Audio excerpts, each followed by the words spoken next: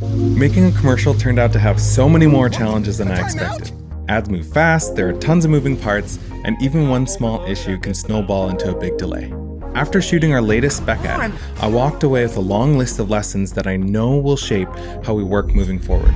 If you're stepping into commercial work, or hoping to, these are some things I wish someone told me. Ads are complicated, and that's okay. Yeah, what is it? Commercials take a big crew for a reason. Things change fast, daylight runs out, and any delay can throw off the whole day. So many things can go wrong, from power failures, camera bugs, lost files, corrupt files. You want to get gear that works every time because you can't afford it to not, you know? We had so many issues with our Blackmagic cameras that I can't really say it cost us the shots because we had to get them, but just cost us so much time. What I wouldn't give now to just get something that when I know I hit record, it will save the clip. Every other take wasn't saving. We would try this or that. We had 2 cameras on set, 2 of the 6K Pros, tried both of them. Is your Aputure? Nothing was working.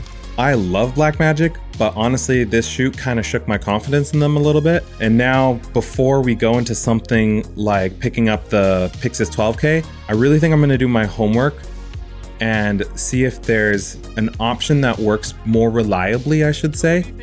Because if a camera can't save a take, it doesn't really matter how good the specs are. We all love the Blackmagic color science, but honestly, what's the point if it's not going to be working for you? And also, your reputation, I think, is very important. And so if you're on set and you're constantly battling your gear, that client won't be very happy. They're not going to think that these guys are very professional. So I think I'm realizing how much quality matters over a certain price point. The other thing I learned is pre-production is everything. If I could sum up commercial filmmaking in one sentence, it would definitely be do the work before the work. It takes so much time to lock down locations, build lighting plans, cast actors, pull together a crew, script, storyboard, and shot list. You need way more time in pre-production than you might think. But honestly, it really matters. Because when you show up on set, knowing the plan from top to bottom, you gotta stay creative instead of putting out fires. This set, I'm so glad it was a spec set and not a real ad because I would be honestly embarrassed. Our generators were failing, our cameras weren't saving takes, our location fell through the day before. So honestly, do as much pre-production as you can. It'll make everything so much smoother. And trust me, your script will take longer than you think. We planned for a 40-second spot, and once the actors brought it to life, it just naturally stretched to over a minute, about 1:20. And that's the nature of storytelling. You know, you add emotion, you add feeling, you add your own twist, creative twist to it. And I think that's all great, but for commercial work, that won't really fly. So the next time, instead of timing the script, I think we're gonna add time to do some more pre-viz work to preemptively prepare so that we can make our time constraint a much more strict priority. The right crew makes the day completely. You can't do this alone. A good crew creates the space for you to stay focused on directing and on vision. You don't want your head to be swarmed with all the other tasks of the day.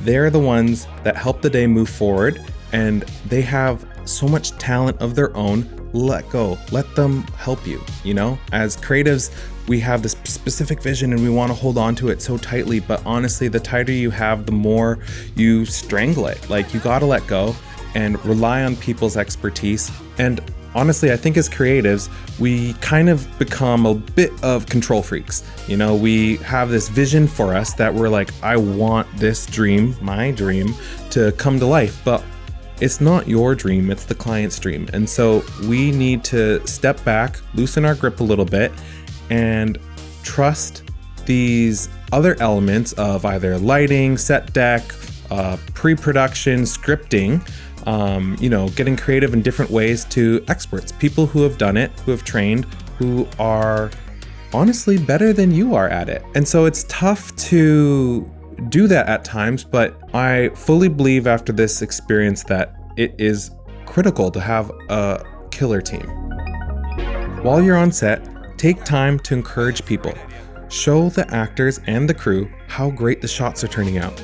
On this spec, when we were doing that, they got so excited getting to see, wow, how did that happen? How did you make that?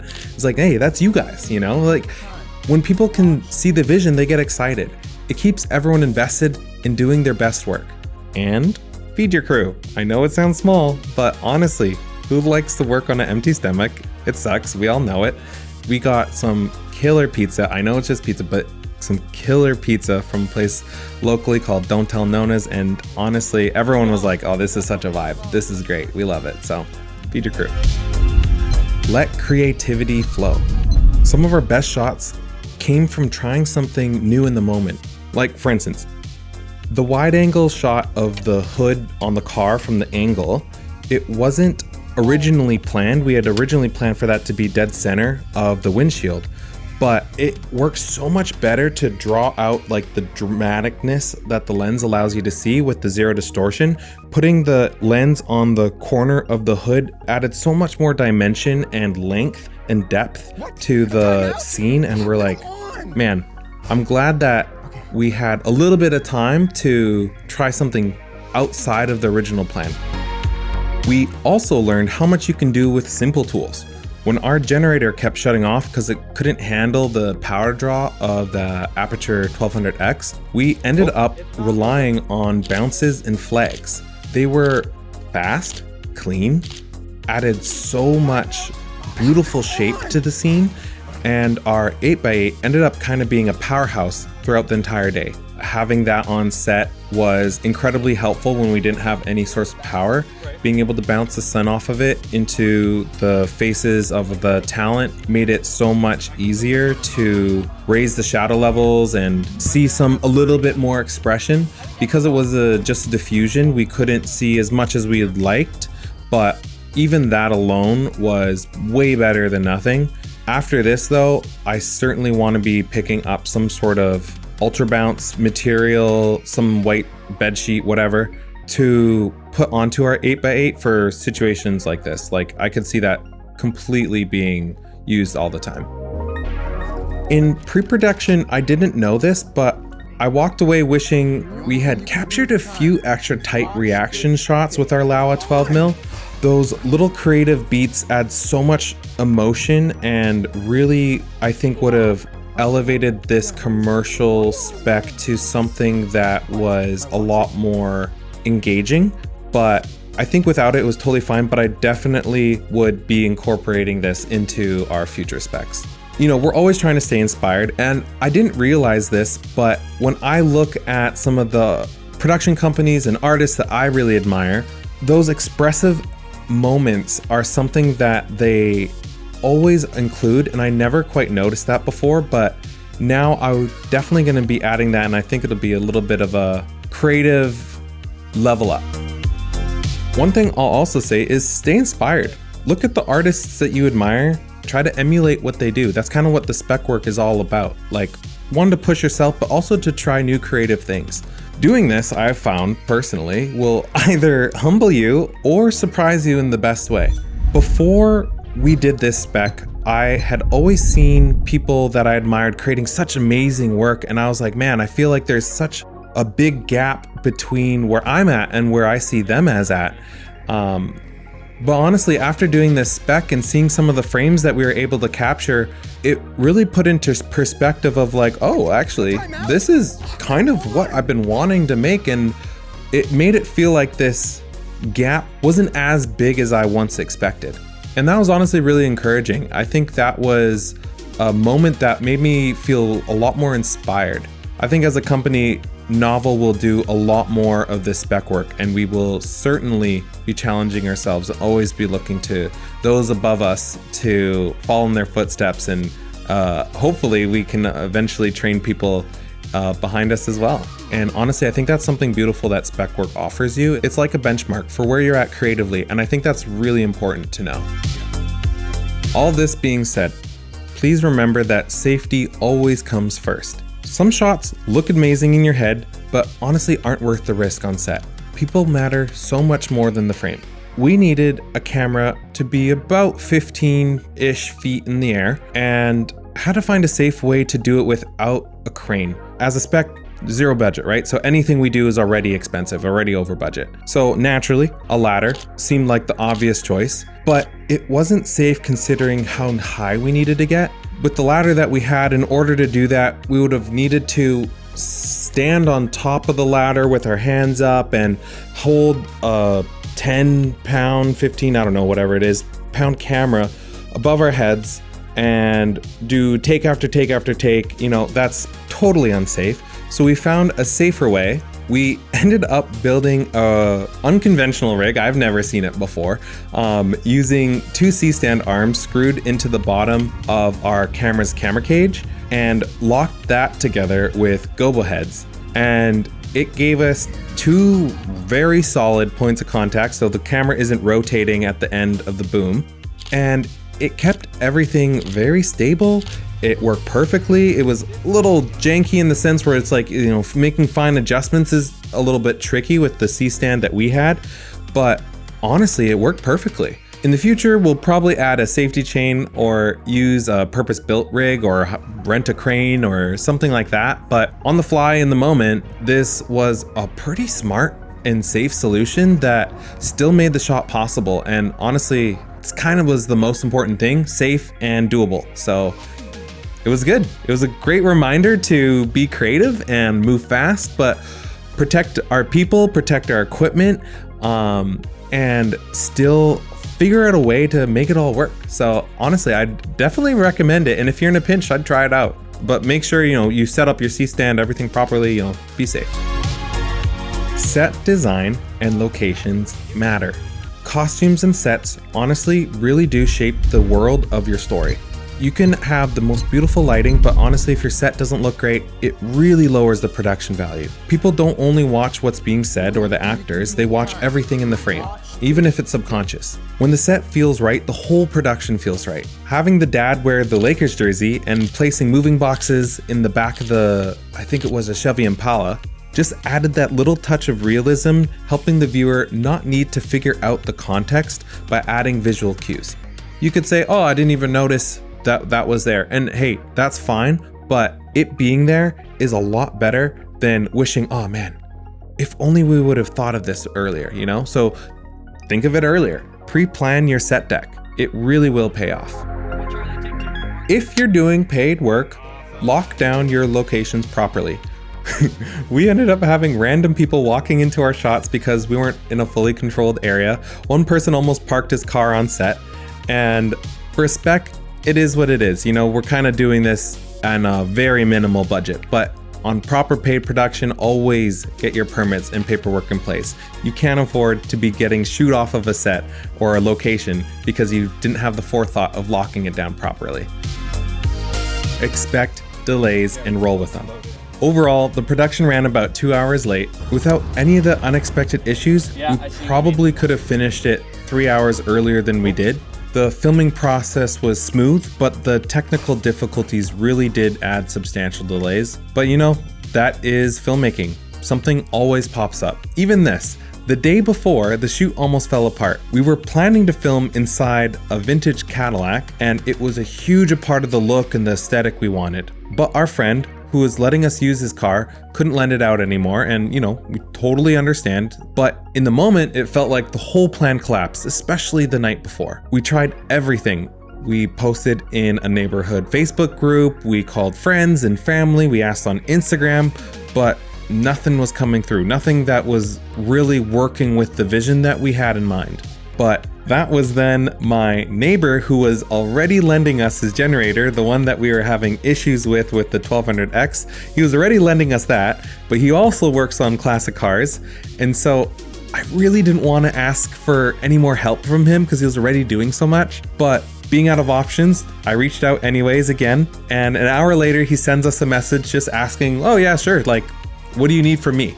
And honestly, I was like just blown away by his generosity of his time. He let us use his car for as long as we wanted, and honestly, he became the reason for why the shoot held together. Without him, the spec would not have happened.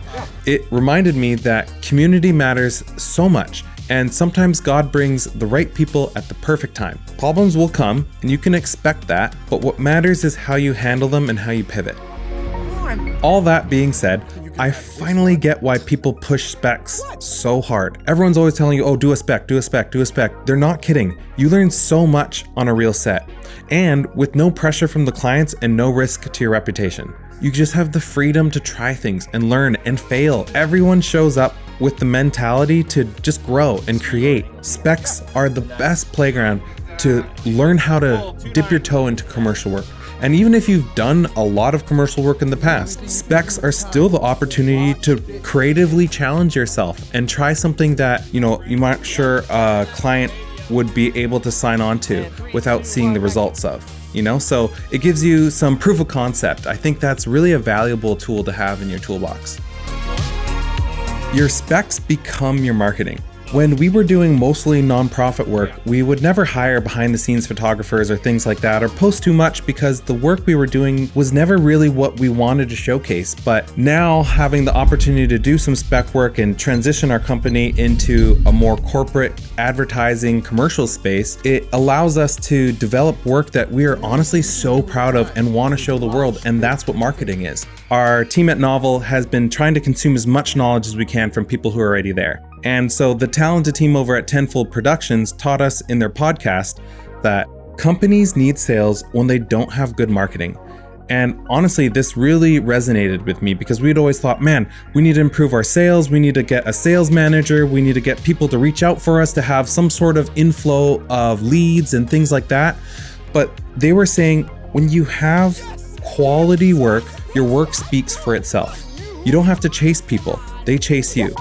When your work is so good, people come to you because they're like, oh, that's the guy for that. That's the guy for this sort of style. That's the guy for this sort of story. So honestly, shout out to Tenfold Productions. Their work has been a huge inspiration to us lately, and our whole team really.